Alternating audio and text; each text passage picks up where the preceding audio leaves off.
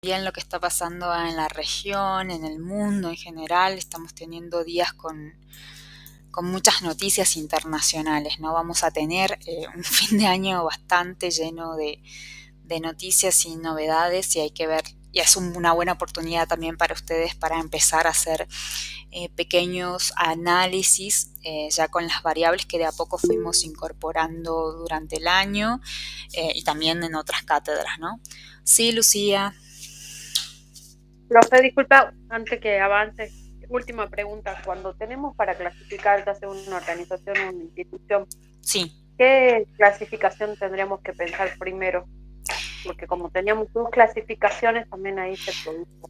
exacto. Cada consigna les pedía si era teníamos la primera clasificación que era la de actor internacional, frente a qué tipo de actor estábamos, y teníamos allí dos clasificaciones específicas, una más larga y más completa y otra más abreviada, y luego teníamos una tercer clasificación que era únicamente referida a las organizaciones internacionales. Entonces, por ejemplo, cuando se les preguntaba el BID, el Banco Interamericano de Desarrollo, qué tipo de organización internacional es. Entonces se les ponía, por ejemplo, como opción, es un tipo de organización económica, un tipo de organización humanitaria, es un tipo de organización general y mundial, es un tipo de organización regional, y abajo les decía, hay más de una respuesta correcta, que ustedes tenían que pensar y ver en muchos casos, dirigirse primero y antes que nada al nombre de la organización. El nombre de la organización por lo general dice muchísimo. BIDE es Banco Interamericano de Desarrollo. Si es un banco, es obvio que es económico, ¿cierto? Y si es interamericano, ¿es para todo el mundo? No, es regional, ¿no? Entonces, por ejemplo, en ese caso, la respuesta correcta era, hay más de una respuesta correcta, ¿no? Porque había una que decía que era económico y otra que daba la opción para una organización regional, ¿no? Luego había instancias en las que había una sola respuesta correcta, digamos, a ver, Twitter, ¿qué tipo de actor es? ¿Es un organismo gubernamental? No. ¿Es una empresa? Sí, es una empresa. ¿Es transnacional? Es transnacional, ¿no? ¿Es opinión pública? Es opinión pública, ¿no? Entonces, esas preguntas para mí, que yo pensaba que ahí iban a tener quizás más errores, no han sido las que tenían tanto error, han sido más las teóricas, ¿no? Así que por eso esas cuestiones ofrecen como un mínimo de reflexión para pensar por un momento qué es. Ustedes también, en el caso de que no supieran qué es, por ejemplo, la Cruz Roja, que deberían saberlo, tenían internet. Googleo 2 segundos, ¿qué es la Cruz Roja? ¿Qué hace? Con que me diga qué hace, yo ya puedo dilucidar el resto, ¿no? De todas formas, las organizaciones y los actores que figuraron en el examen han sido como muy básicos de conocimiento general.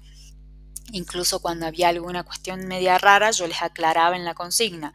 Por ejemplo, les puse, no recuerdo si un ejemplo de UNICEF o de la UNESCO, era la UNESCO si no me equivoco. La UNESCO es el organismo descentralizado de la Organización de Naciones Unidas dedicado a la cultura y la preservación de tal cosa.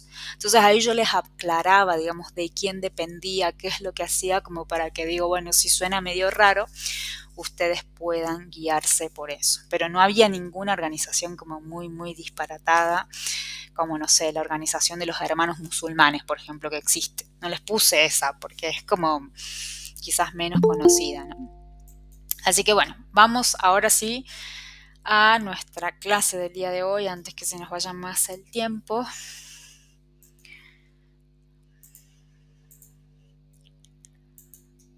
Ahora sí les voy a pedir que cualquier cosa, si se corta o algo, me eh, habiliten el micrófono porque ahora no los veo a partir de este momento.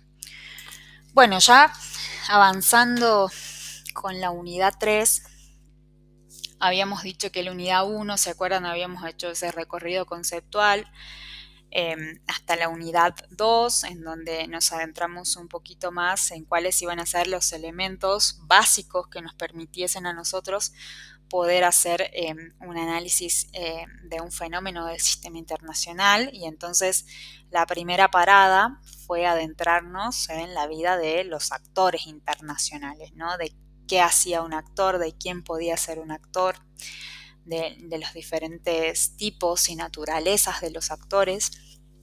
Y luego nos faltaba hacer un recorrido, dijimos, por dos cuestiones más. Una era la estructura que tiene ese sistema y también los procesos al interior de ese sistema. Ahora nos vamos a empezar a abocar de ambos. Hoy en particular la idea es que abordemos un poquito qué es la estructura y cuáles son los tipos de estructura. La estructura, yo en algún momento me acuerdo que les había comentado que era algo así como pensar, para hacer una comparación un poco burda, en los pilares, ¿no? En las vigas de un edificio, de una casa, ¿no? En aquello que le da forma y que le da sostén a una estructura, ¿no? A una organización, a alguna forma, en este caso, del sistema internacional, ¿no? Y esa estructura a nivel analítico nos importa porque es la que nos va a definir los límites y las limitaciones que tienen esos actores para llevar a cabo y para desplegar su accionar dentro del sistema internacional. Esas estructuras que vamos a ver a partir de hoy, vamos a ver que no son estáticas, sino que, como todo lo que vemos ahora, lo que venimos viendo, tiene la capacidad del dinamismo, ¿no? De cambiar, de mutar, de transformarse conforme el tiempo pasa, ¿no? En esta unidad en particular, bueno, además de la estructura y del proceso, también vamos a ver qué es lo que pasa al interior de esas estructuras y procesos, y allí inevitablemente vamos a tener que adentrarnos en el mundo tanto de la guerra de la guerra, digamos, como interacción básica de las relaciones internacionales, pero también de la cooperación internacional, y allí vamos a hablar un poco también sobre el concepto de integración. Y nos vamos a adentrar en una de las variables más antiguas, si se quiere, y más utilizadas, que es el concepto del equilibrio de poder, ¿no? Y allí vamos a ver qué significa, para qué sirve, cómo encontrarlo, cómo leerlo y cuáles han sido las principales críticas teóricas que se le han hecho a esa variable de análisis, ¿no? En este caso, para esta unidad, vamos a utilizar dos bibliografías. Vamos a continuar con Esther Barbé, y a esto le vamos a sumar en la última parte, para estudiar equilibrio de poder, a Teorías en pugna de las relaciones internacionales, que es el texto de Daugherty y Falgraf, que es un texto muy, muy lindo, muy completo, y en este caso vamos a ver solamente 4 paginitas que hablan específicamente del concepto de equilibrio de poder y cuáles son sus implicancias, ¿no? Entonces, para empezar un poquito, les cuento que esta unidad retoma muchos conceptos de la unidad anterior, de la 2, para lo cual les voy a pedir que tengan súper aceitados esos conceptos que estuvimos viendo, sobre todo en la última parte de la unidad 2, que habla de las potencias, recuerdan, de los conceptos de poder, sobre todo de poder estructural, y de la noción de jerarquía, ¿no? Esos 3 conceptos van a ser claves para poder entender a qué hacen referencia y cómo se construyen las estructuras del sistema internacional, ¿no?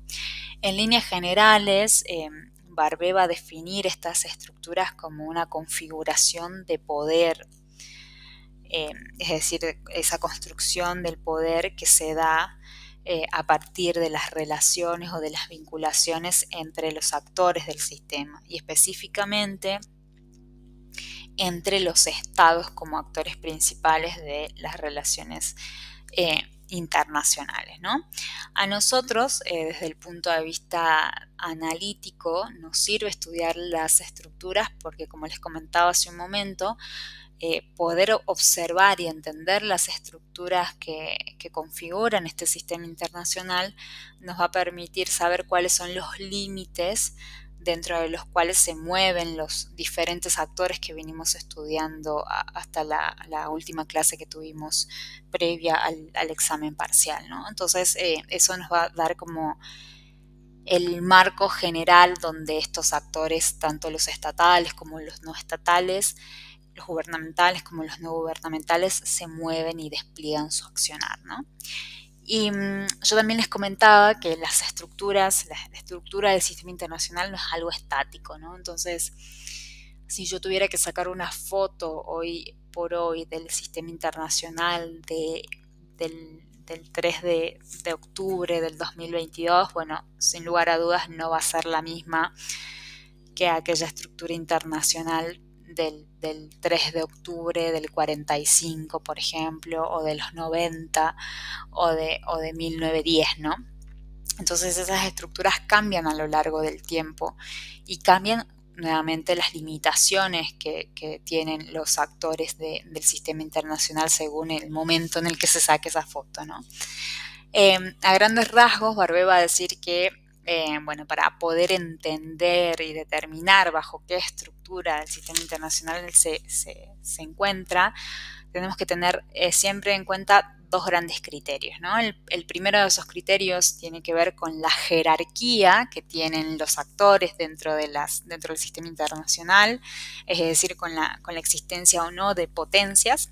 ¿Se acuerdan que habíamos visto el concepto de potencia y que a lo largo de la historia habían existido diferentes tipos para clasificar esas potencias? Habíamos visto, por ejemplo, el concepto de potencia hegemónica, el concepto de potencia media, de potencia regional, ¿no?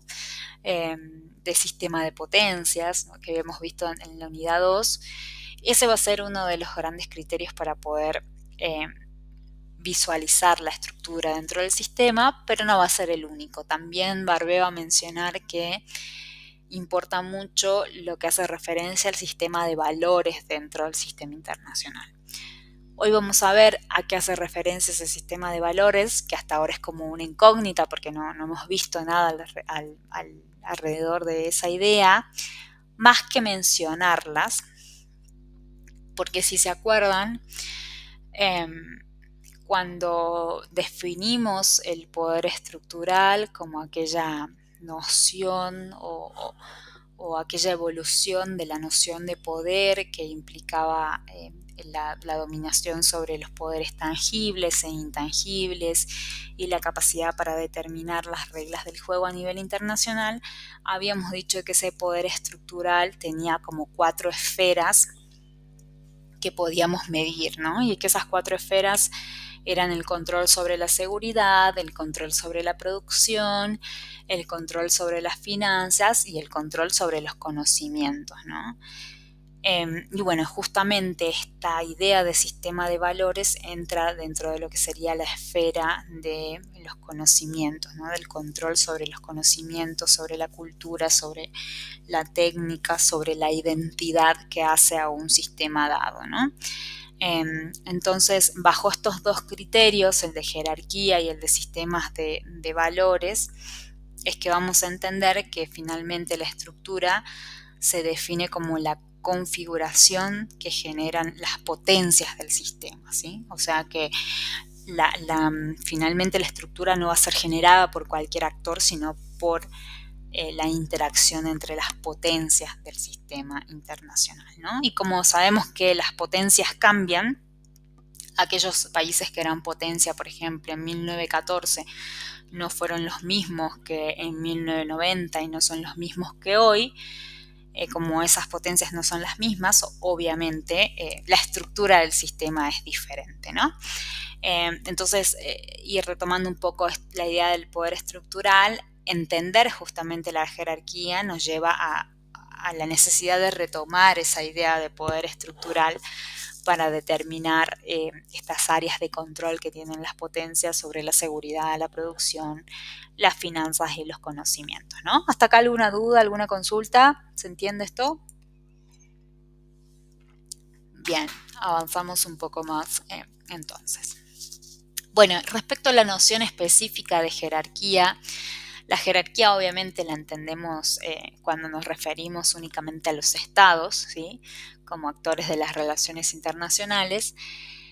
Y Barbé va a hacer referencia a que justamente la jerarquía entre los estados y el equilibrio que existe entre las grandes potencias van a constituir o se van a convertir en los dos elementos que aportan la estructura al sistema anárquico, ¿no? Entonces, esta creación, esta existencia de jerarquía y de equilibrio entre las potencias del sistema va a permitir que nosotros pasemos de hablar de un sistema caótico, anárquico, a un sistema de estados, ¿no? Donde justamente la existencia de potencias y de una jerarquía determinada es lo que nos aporta un orden que es relativo, porque esto puede cambiar, y que por lo tanto, al tener nosotros ese orden, nos hace que podamos comprender de mejor manera el funcionamiento del sistema y también mantener algún cierto grado de previsibilidad relativa, ¿no? Y es por eso que la jerarquía colabora a la construcción de esa gran estructura que modela de alguna manera los fenómenos internacionales. La otra tiene que ver con la existencia de un sistema de valores, ¿no? Y en eso Esther Barbé va a ser como muy teórica y abstracta en su definición, ¿no? Esther Barbé va a sostener que dentro del sistema internacional, en donde tenemos potencias y tenemos un orden que se manifiesta a través de una jerarquía, también podemos encontrar otra variable que se superpone a esas variables anteriores y que es la existencia de sistemas que pueden ser homogéneos o heterogéneos, ¿no? En el caso de los sistemas homogéneos, estos van a aparecer cuando los estados, ¿no?, pertenezcan al mismo tipo y obedezcan al mismo concepto o a la misma idea de política, ¿no? Y acá, por ejemplo, la comunicación entre las potencias va a ser mucho más fluida porque es como si efectivamente hablaran el mismo idioma, ¿no? Entonces, por ejemplo, cuando nos ponemos a pensar en el sistema occidental, ¿no?, en el mundo occidental, vemos que los países podrán tener quizás diferencia de color político, pero hay algunas cuestiones de funcionamiento que aportan homogeneidad a esa región, ¿no? Son todos países democráticamente, en su mayoría, democráticos, con sistemas presidencialistas, parlamentaristas o semipresidencialistas, son todas en su mayoría economías del mercado, entonces es como que la sinergia se produce porque esos estados, de donde van a surgir potencias, hablan más o menos el mismo idioma, ¿no? Ahora, ¿qué pasa? Cuando estamos en presencia de sistemas heterogéneos, los estados y las potencias, lo que pasa es que van a aparecer entre ellas características contradictorias, ¿no? Características que hacen a la identidad de esas potencias, que van a pregonar, por ejemplo, valores diferentes, principios diferentes, y eso las va a convertir hasta, por ejemplo, dice Barbé, en enemigos por naturaleza, ¿no? Entonces, por ahí, cuando comparamos, por ejemplo, en el periodo de posguerra fría, posterior a la caída del muro de Berlín y posterior, o en el momento previo a la caída del muro de Berlín, en el periodo de Guerra Fría per se, teníamos al sistema internacional dividido en dos grandes bloques, ¿no?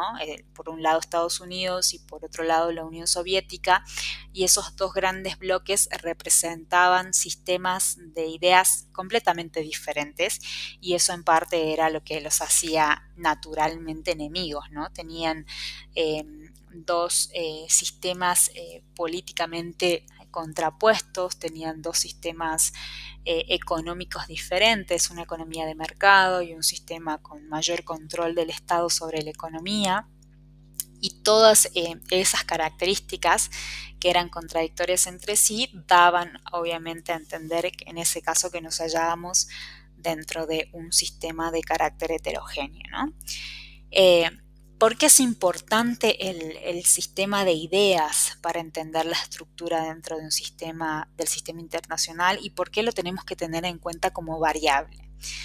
Bueno, recuerden que en la definición que vimos de poder estructural, una de las esferas de control del poder estructural era efectivamente el control del conocimiento a través de las ideas, ¿no? Y el control de conocimiento a través de las ideas es otra forma de decir o de poner en palabras ese sistema de valores que efectivamente constituye una de las dimensiones del poder estructural, ¿no? Y por lo tanto, entonces a nosotros nos interesa justamente porque es una fuente de poder para las potencias. Ahora lo vamos a ver brevemente en cada uno de los ejemplos que nos va a proponer Esther Barbe para adentrarnos en los modelos de estructuras de sistema internacional que existe. Cuando pensamos entonces en la jerarquía, en la existencia de potencias que tienen un orden relativo y en la existencia de sistemas heterogéneos u homogéneos, empiezan a surgirnos, algunas preguntas, ¿no? Como efectivamente, en virtud de que existe una jerarquía y potencias y un poder estructural y un sistema que puede ser heterogéneo o homogéneo, ¿cómo hacemos para determinar quién establece la agenda internacional, ¿no? ¿Quién establece qué temas sean prioritarios para tratar a nivel internacional, ¿no? O quién va a influir o determinar sobre las negociaciones internacionales, ¿no? O por otro lado, por ejemplo, pensar quién tiene la capacidad suficiente en virtud de estas variables para aportar soluciones de carácter internacional o para imponer esas soluciones por la fuerza, ¿no? ¿Cómo hacemos para medir el gran problema que venimos hablando desde la clase pasada, ¿no? ¿Cómo hacemos para medir estas capacidades y para traducir estas capacidades en acción, ¿no? En verdaderamente parámetros que nos permitan observar quién puede más y quién puede menos, ¿no? Bueno, clásicamente, dentro de las teorías de las relaciones internacionales, han existido varios autores que han hecho un esfuerzo por establecer modelos de estudio para poder entender el funcionamiento de la estructura del sistema internacional. Hay algunos que los han desarrollado más en profundidad que otros. Nosotros vamos a ver el primigenio y el más básico de los modelos de estructura del sistema internacional, que además nos han dado ejemplos clásicos, visibles y estudiados a través de la historia, que nos permiten encontrar las características esenciales de esos tres modelos, ¿no? Esos tres modelos han sido tenidos o creados a partir de observar cuántas potencias existen al momento de que esas estructuras dan forma al sistema internacional, ¿no? Entonces, en ese sentido, el número de potencias es comúnmente el criterio más utilizado a lo largo de la historia y también de la teoría para establecer la tipología de las estructuras de los sistemas internacionales. Y entonces hemos visto que a lo largo de la historia hemos tenido sistemas de carácter unipolar o también conocidos como sistemas imperiales, ¿no? Hemos tenido sistemas de carácter bipolar y también sistemas de carácter multipolar, ¿no? Brevemente vamos a ir viendo hoy cada uno de ellos y a mí me interesaría que a medida que vamos reflexionando sobre cada uno de estos sistemas, ustedes pudieran dilucidar y reflexionar si tendríamos que sacarle una foto al sistema internacional de hoy, efectivamente cuál sería el modelo que elegirían y por qué, ¿no? Entonces vamos a ir brevemente con el primero. El primero es el que se conoce como sistema unipolar o sistema imperial. Y está caracterizado por la existencia de un solo o un único centro desde el cual el poder emana, ¿no? Y desde donde ese poder es proyectado o es transmitido de manera vertical hacia los demás actores del sistema, específicamente hacia otros actores, ¿no? En este sistema, en este tipo de sistema internacional, el poder se concentra en un único estado que es conocido o es denominado como potencia hegemónica, ¿no? Y que la característica principal va a ser que en este sistema internacional no va a existir ningún otro estado que pueda siquiera llegar a discutirle el poder a la potencia hegemónica, ¿no? Entonces, si ustedes ven en este gráfico súper sencillo pero súper claro que hace que hace Esther Barbé. Fíjense, el círculo más grande es obviamente nuestra potencia hegemónica. Los círculos más pequeños son los otros estados, los otros países, sobre los cuales la potencia hegemónica establece una relación que no es una relación de ida y vuelta, es una relación de carácter vertical, ¿no? Desde la potencia hegemónica hacia los otros demás estados o actores del sistema, y en donde efectivamente el poder de coerción se concentra en esa única potencia que detenta todo el poder estructural del sistema internacional, es decir, tiene todo el poder para determinar las reglas del juego internacional, ¿no? En este sentido, cuando nos referimos al sistema de valores, vamos a estar en presencia de un sistema de carácter homogéneo, dado a que al existir una única potencia hegemónica, la potencia hegemónica es la que impone su sistema de valor, su sistema de ideas, a través del sistema internacional a los demás actores de la estructura, ¿no? Este sistema a lo largo de la historia, el ejemplo más claro, más visible, es el sistema internacional post-Guerra Fría, post-caída del muro de Berlín,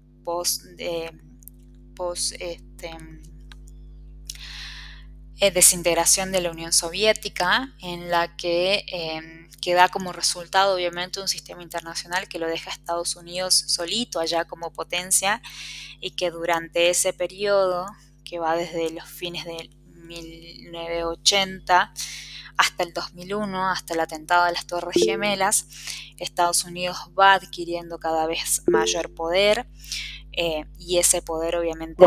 Sí. Sí. Disculpe que interrumpa, con respecto a ese tema del poder imperial. En el caso de China, en el caso de India y China, en la época de la Guerra Fría, después de la perestroika, lo que está hablando es muy bien sobre la caída, no caída, sino la transformación de la Unión Soviética en república.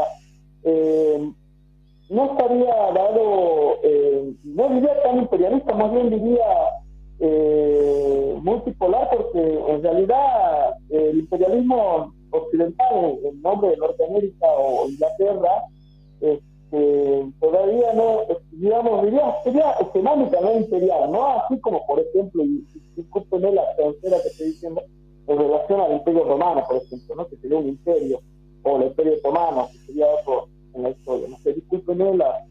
No, está bien, pero mencionaste como varias cosas, pero no entendí la pregunta. ¿Cuál sería la pregunta? Porque empezaste hablando de China. India y China. La pregunta sería China.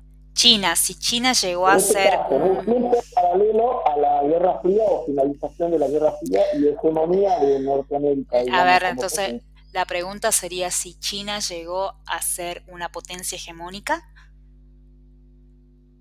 No, potencia en relación al imperialismo característico que sí, sí. De Estados Unidos. China es potencia, de hecho, actualmente, pero acá estamos hablando, vamos a ir después a los otros modelos, pero en este modelo de sistema unipolar, el mejor ejemplo es el de Estados Unidos, ¿no? ¿Y por qué es el de Estados Unidos? Y yo les comentaba y vuelvo a recalcar esto, entre las fechas que estoy dando, que es muy importante. Fin de la Guerra Fría, desintegración de la Unión Soviética, caída del muro de Berlín, estamos hablando de 1989-1990, ¿no es cierto? Es el auge de Estados Unidos como potencia hegemónica, como potencia que domina estos cuatro esferas de control del poder estructural, domina el poder militar, domina las finanzas, el conocimiento, la seguridad internacional, posee la capacidad para establecer las reglas del juego internacional.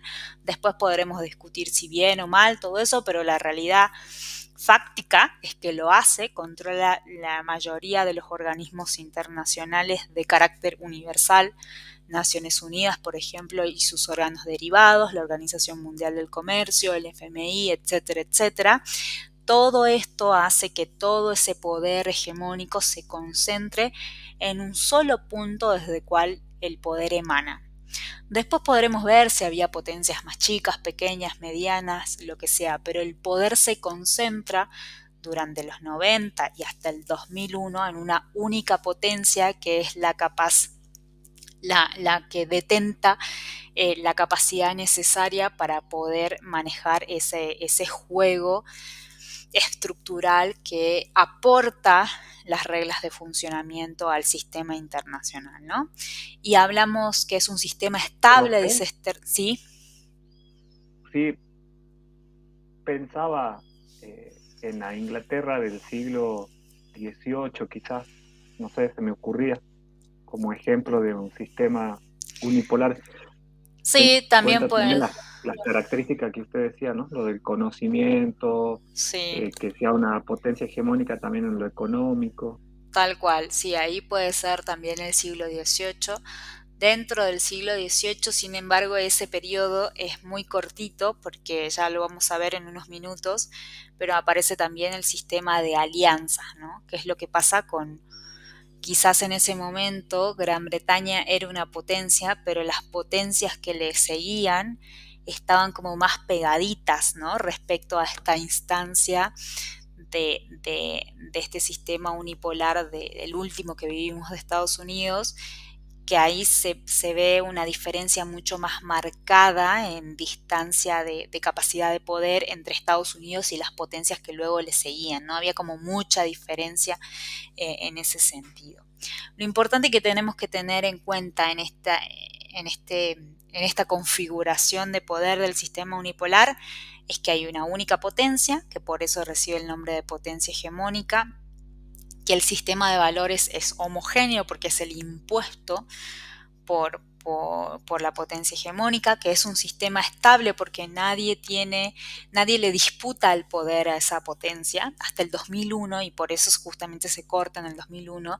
Hasta el 2001 nadie le disputa ese poder en las distintas áreas a Estados Unidos, nadie le discute su poder como garante de la seguridad internacional, entre comillas, como poder para establecer las reglas del juego financiero, ¿no? Acuérdense que es el auge del neoliberalismo, que es un modelo en sí norteamericano, ¿no? Entonces esas características también nos muestra cómo el sistema de valores del sistema internacional en ese momento viene impuesto por justamente la potencia hegemónica, ¿no? Y en ese momento ninguna de las pequeñas potencias que existían como Alemania, como China, como la India, aparecía con capacidad de nada en esa franja temporal, ¿no?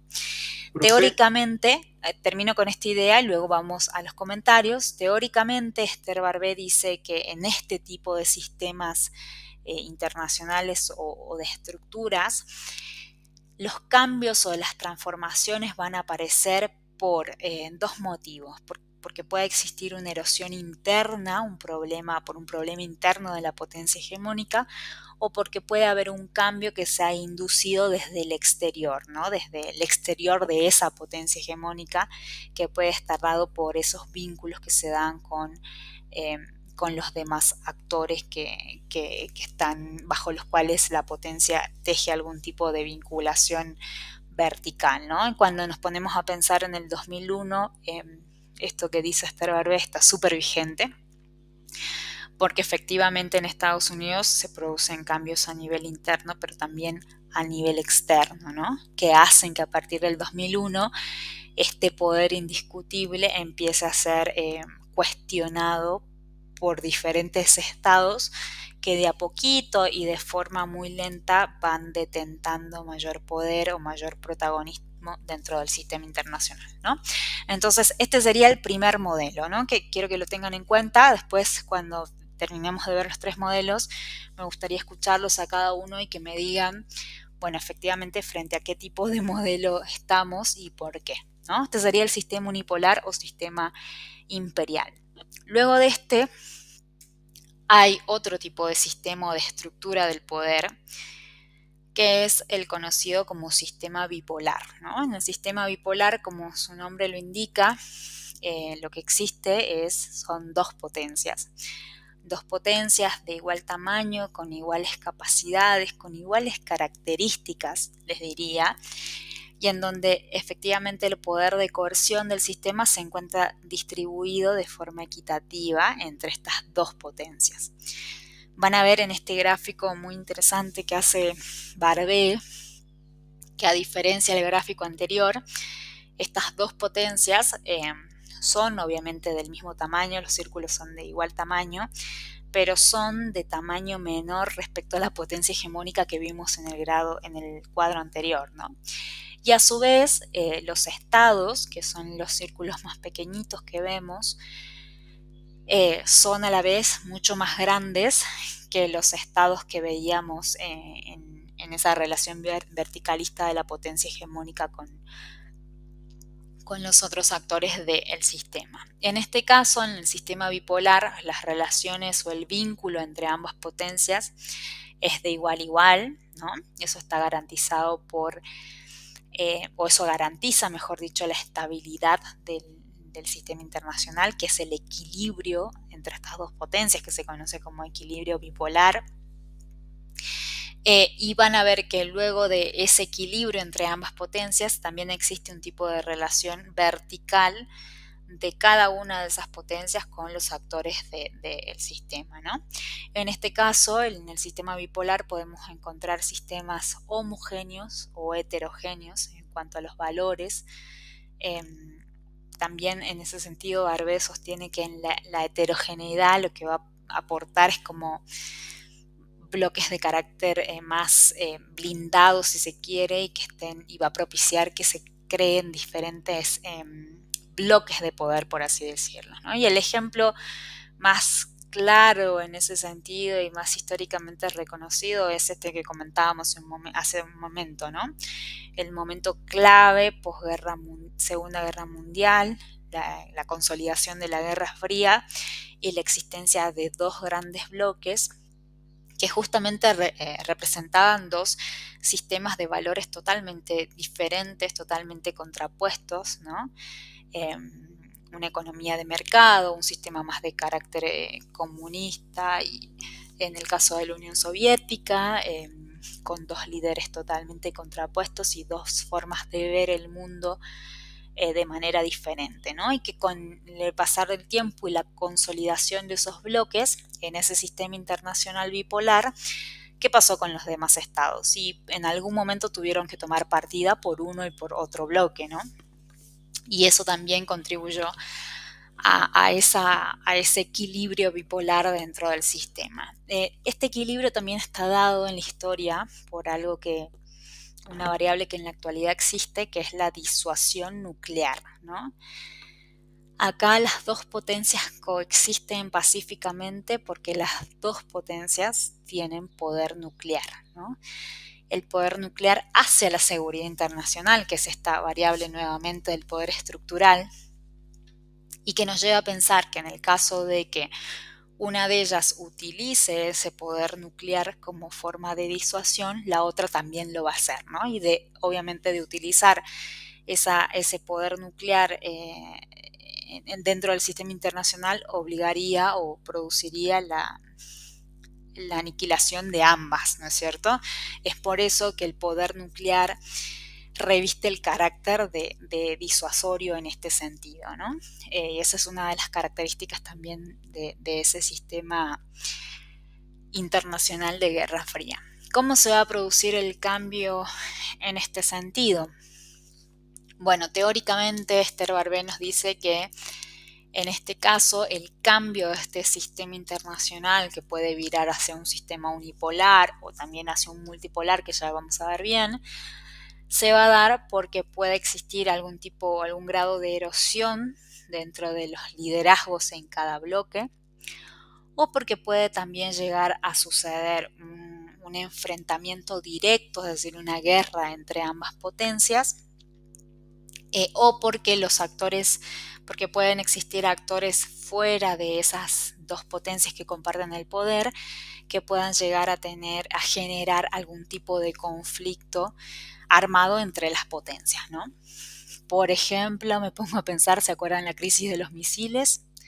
Sería uno de ellos, que pusieron en vilo, digamos, a ambos bloques, pero también, como Barbé sostiene, la capacidad de liderazgo, ¿no?, hacia el interior de ambos bloques puede ser una causal de cambio y de transformación y de inestabilidad dentro de ese sistema. Y finalmente nos queda el último, que es el que se conoce como sistema multipolar, ¿no? Fíjense cómo varía acá, hay como un gran cambio en cuanto al gráfico que hace Esther Barbé. Acá las potencias, no hay terceros estados, ¿no? Las potencias son de igual tamaño, son numerosas. En la historia nos dice que tradicionalmente los sistemas multipolares han sido de 5 potencias o de 7 potencias.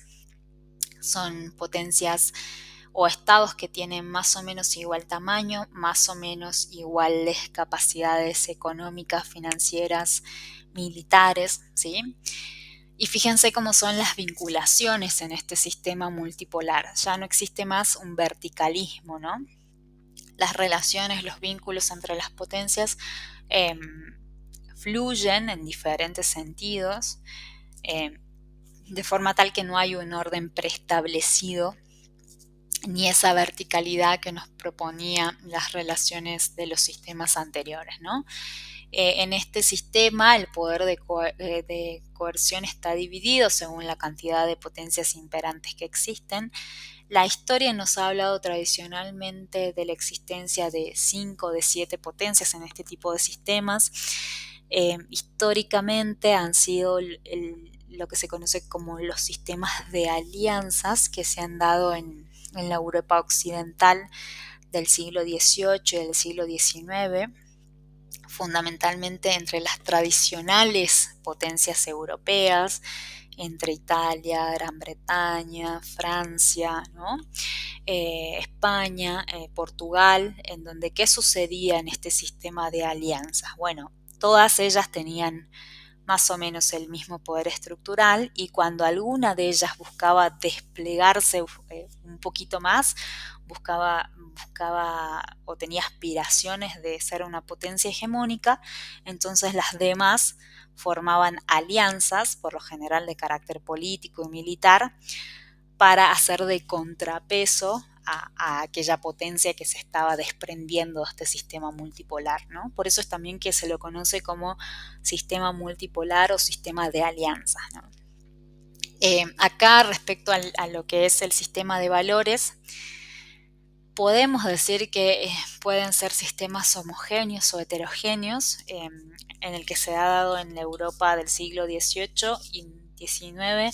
Han sido más que nada sistemas de carácter homogéneo, pero bueno, una heterogeneidad, como dice Barbé, obviamente que aportaría mucha más incertidumbre, ¿no? La estabilidad acá está dada por un equilibrio que es de carácter multipolar y que, como les comentaba hace un momento, se daba por este sistema de alianzas que había entre esas potencias, ¿no? Entre estos pactos secretos de nos aliemos para derrotar a tal, y cuando lo derrotemos nos dividimos tal territorio, ¿no? Por ejemplo.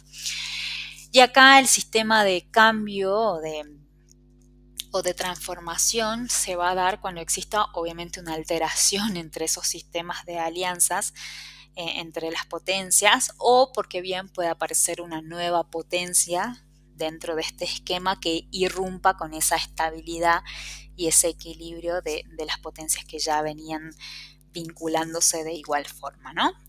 Entonces la pregunta del millón que quiero hacerles ahora, sin repetir y sin soplar, cuéntenme que si hoy por hoy tenemos que sacarle una foto a nuestro sistema internacional, ustedes, ¿frente a qué tipo de sistema internacional creen que estaríamos y por qué? ¿Alguno se anima? ¿Cuántas potencias tenemos hoy? 3 potencias, por lo menos. ¿Cómo, perdón? 3 potencias, bien. ¿Y esas 3 potencias son iguales? No. ¿Y entonces frente a qué tipo de sistema internacional estaríamos? ¿Qué estructura? Estaríamos ante la consolidación de un camino hacia la bipolaridad, pero nos encontramos en en una, ¿cómo se dice? Una encrucijada de todavía consolidarse. Yo lo entiendo como un proceso, pero no será de manera pura la teoría. No sé si me explico. Estamos en este periodo Estamos en un del siglo proceso, XXI, sí. Eso es súper claro. estamos en una situación, Sí. estamos en un proceso de un camino hacia la bipolaridad, y no estamos bipolar todavía, digamos.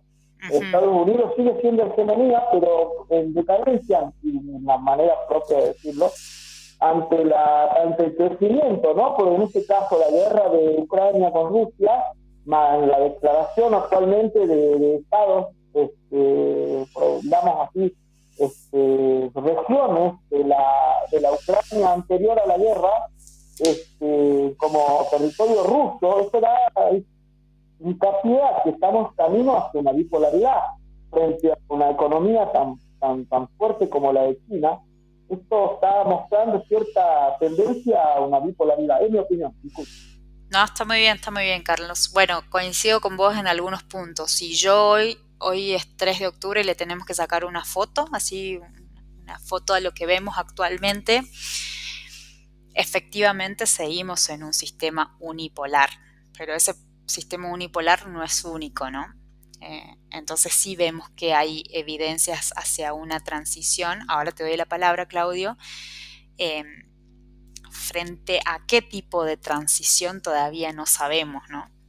Por eso creo que la pregunta clave era, bueno, ¿cuántas potencias observamos y si son todas iguales, ¿no? Porque quizás eso también nos va a ayudar a un poco a ponerle luz a esto para darle previsibilidad. Sí, Claudio, te escuchamos. Pero no sé si tan ajustado a la teoría o al texto, digamos, de lo que estamos viendo, pero yo advierto quizás un sistema multipolar, ¿no? Estoy más que nada poniendo el acento en factores, sobre todo en lo tecnológico y militar, quizás, porque pongo como ejemplo Estados Unidos, China y Rusia, ¿no? Me parece que eso, si no nos ajustamos tanto al texto o a la parte teórica, me parece que yo en ellos sí encontraría como un sistema plano, ¿no? Y en lo económico, por supuesto, también, porque China fuertemente viene avanzando desde lo económico.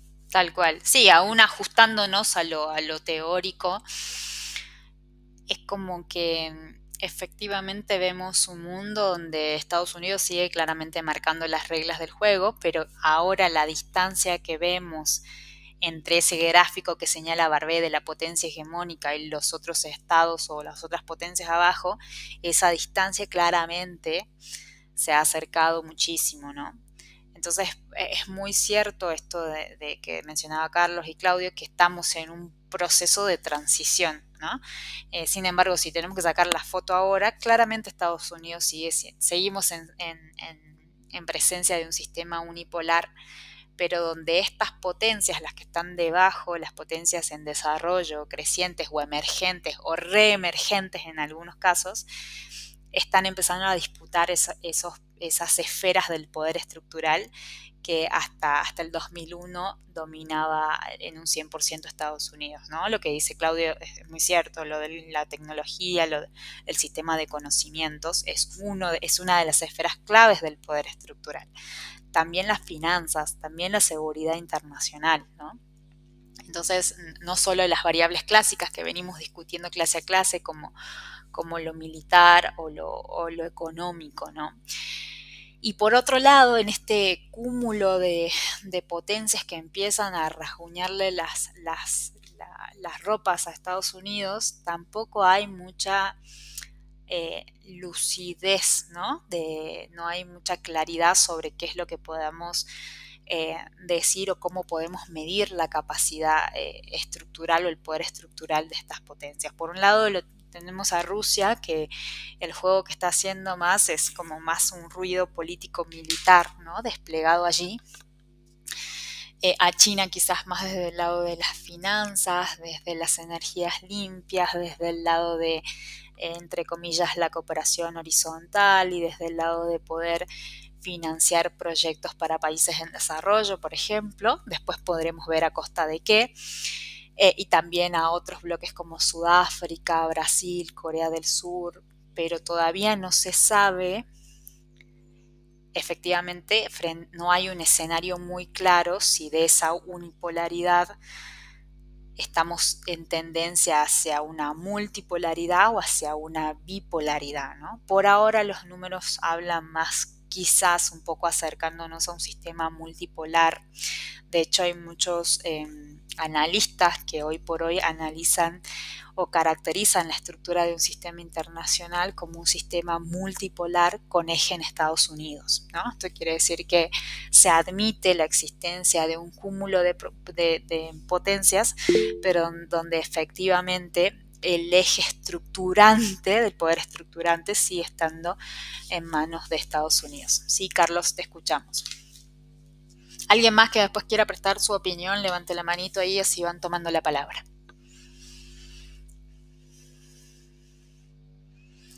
Sí, Carlos, está silenciado, me parece. Sí. Pasa que estaba mal configurado el volumen. Discúlpeme. Con respecto a las reglas del juego, está hablando de teoría, ¿no? Es necesario siempre, en un sistema multipolar, ¿quién pone las reglas del juego?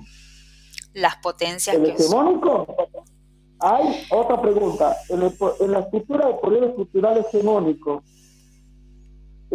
¿hay hegemonía en una estructura multipolar? La segunda, perdón, Carlos, que no te escuché bien. En un sistema... La pregunta es en relación a que si en una estructura de poder multipolar, ¿quién pone las reglas del juego y quién es el Estado hegemónico o el país hegemónico, digamos? Bien, bueno, en un sistema multipolar no hay potencia hegemónica. Lo que vimos hace rato, la potencia hegemónica solo existe en un sistema unipolar, ¿no? Eso sí tiene que quedar súper claro. La potencia hegemónica existe solo en los sistemas unipolares, ¿sí? En los sistemas multipolares lo que existe es una determinada cantidad de potencias que comparten más o menos igual cantidades de poder estructural, que son más o menos iguales en poder, ¿sí? Y es por eso que es muy difícil analizar la foto de hoy por hoy, porque hoy por hoy, por ejemplo, no sabemos si China tiene el mismo poder que Rusia, o si China tiene el mismo poder que Sudáfrica, o si si Sudáfrica tiene el mismo poder que Corea del Sur, ¿no? O que Alemania, ¿no? Entonces, en ese sentido es, primero que nada, desde el punto de la teoría, no podemos hablar que exista una potencia. Es decir, que las balanzas de potencia ponen las reglas del juego. Disculpe, profesor. Perdón tu pregunta, no te escucho bien. La pregunta es, en relación al sistema multipolar, las reglas de juego las ponen los países o los estados en alianza. Exacto. Más allá de la multipolaridad de poder. Exacto, es así. En el sistema multipolar, las reglas del juego, en realidad en cada una de las configuraciones de poder, las reglas del juego las van a poner las potencias que estén al mando. En el sistema unipolar, como su nombre le indica, hay una única potencia, por eso recibe el nombre de hegemón o de hegemónica. Entonces la potencia, esa única o hegemónica, va a ser la única de establecer esas reglas del juego. En la bipolaridad van a ser 2 y en la multipolaridad van a ser 5 o generalmente 7, ¿sí? Eso es lo que nos ha demostrado la historia. Hay muchos debates sobre el panorama actual. Muchos consideran que seguimos en un sistema unipolar porque si miramos los números, la mayoría de los temas de las agendas internacionales o del el funcionamiento del mundo financiero, de los organismos internacionales de seguridad como el Consejo de Seguridad de Naciones Unidas o de los organismos de financiamiento internacional, Fondo Monetario, BID, lo que sea, lo siguen, son esferas que sigue manejando Estados Unidos, ¿no? Mientras que otros ponderan esta emergencia o reemergencia de potencias como la India, como China, como Sudáfrica, como Corea del Sur, como el mismo Brasil, y dicen, que efectivamente no, estamos en presencia de de una reconfiguración multipolar, pero que todavía tiene eje en Estados Unidos, donde Estados Unidos ya no se puede considerar una potencia hegemónica, porque no lo es, pero que tiene una preponderancia dentro de este sistema de potencias, lo cual también tiene cierta lógica, porque habíamos dicho que una de las características del sistema internacional multipolar es que existía una configuración de alianzas, y en la actualidad ¿vemos alianzas o no vemos alianzas? Vemos alianzas, por todas partes vemos alianzas. De hecho, Rusia tiene un claro respaldo de China en esta invasión a Ucrania, ¿no?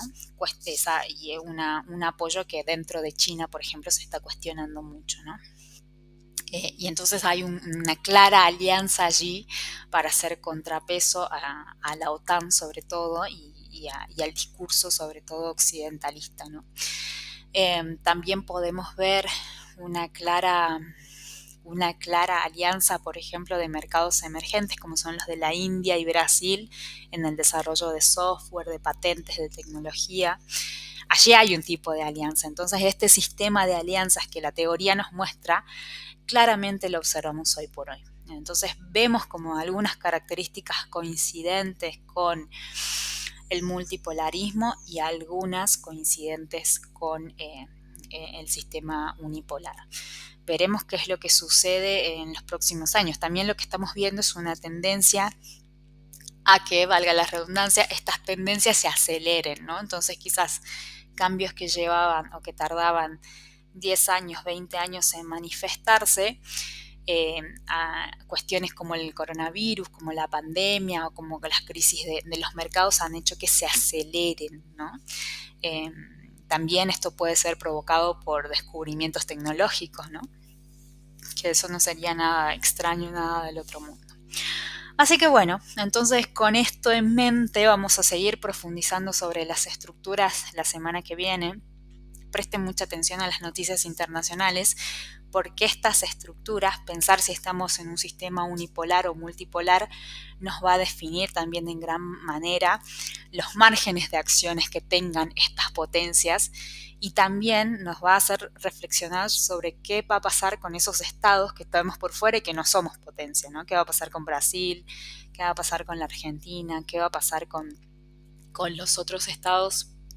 ¿Cómo van a jugar su propio juego dentro de estas estructuras y estos límites que nos plantea el sistema internacional de hoy?